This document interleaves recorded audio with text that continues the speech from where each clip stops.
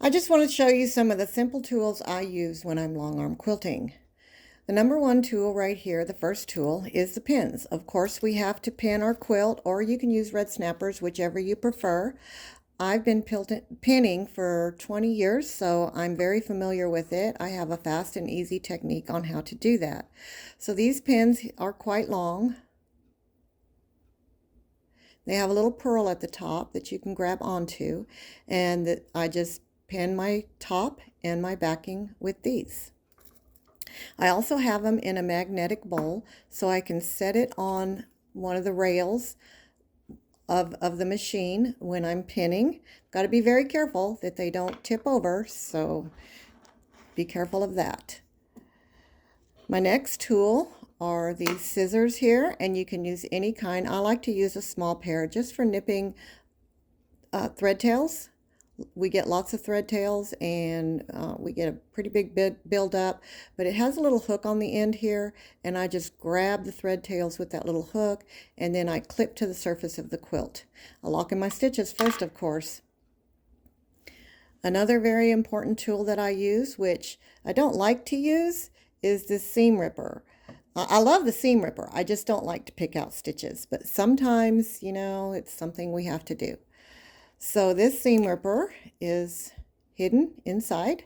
There it is. You take out your stitches, and you have all these little tiny tails laying around on the surface of your quilt.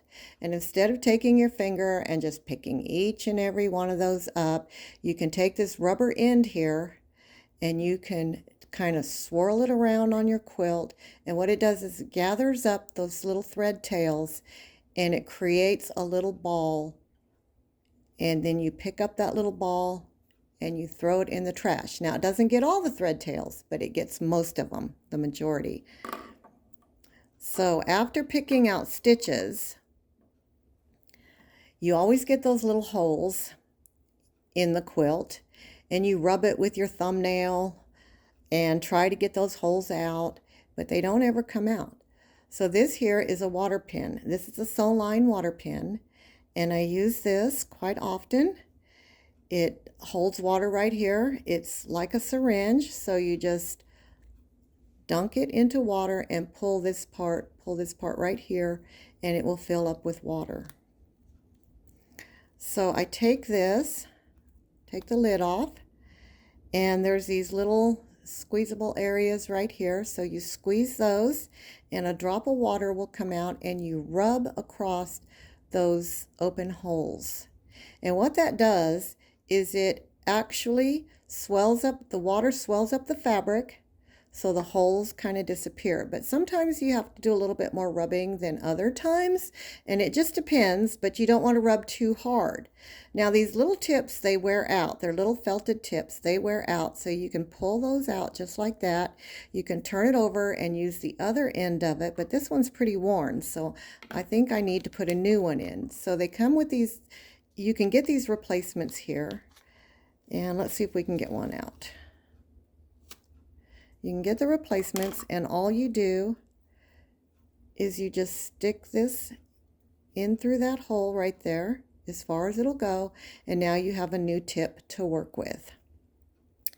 Very helpful. Now, don't use this on fabrics that have not been pre-washed, because water can cause the print in the fabric to run, and especially if you're using, if you have a lot of reds, dark reds, light reds, if you have purples, blues, any of those colors that run really easy, you want to be very careful with this. In fact, on those colors, I probably wouldn't use this. I would rub it out with as well as I could with my thumbnail without damaging. You can rub too hard and you can end up damaging the fibers in the fabric, so be careful with that. All right, another tool, one of my favorites, is this right here. And this has a little, I don't know if you can see, but it has a little hook on it. Trying to show it. It's like a crochet needle, but it's got the tiniest little hook on it. I don't know how you would ever use it as a crochet needle. But how you use this, I'm going to demonstrate here, is what happens sometimes, more times than you would like, is you'll be quilting along and you'll find a thread tail between the top and the batting. And sometimes, especially on lighter fabrics, and if it's like a bright red or a dark thread of any kind, you want to try to get that out. So you gently push that little end into the fabric. You grab that thread with the hook the best that you can, and you have to maneuver without distorting or ruining the fabric and pull that thread out. So be very careful with these. Be very gentle. Another favorite one of mine is the self-threading needle. So this needle, you can put your fingernail here and rub across, and there is an opening right at the tip here. I don't know if you can see this either. I've got all these little tiny things going on. But how this works, I'm going to get some thread.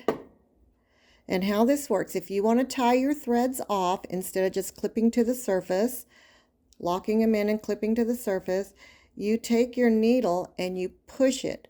You push it through, and it is now threaded. So there's no trying to thread that needle through the eye anymore. It's very simple, very quick, and easy. And then you go ahead and you bury your thread. Masking tape. Why do I have masking tape? Well, you can use a lint brush. It works just as well, but I also find that masking tape works good too. So I just take off a piece of masking tape, and I have one right here. I take off a piece of masking tape and I run it across the quilt to pick up any unwanted lint that is left behind from the batting. So if your batting touches your top, especially if you have dark fabrics, it shows up very, very well. And it can be annoying sometimes. So just a little bit of masking tape will remove the lint on it. Now you do get that lint also on lighter fabrics. So just kind of brushing it lightly. And you are going to have to use, if you have a lot of lint, you are going to have to use more masking tape than just this little piece right here. So there you have it. Those are my go-to tools that I have handy and nearby.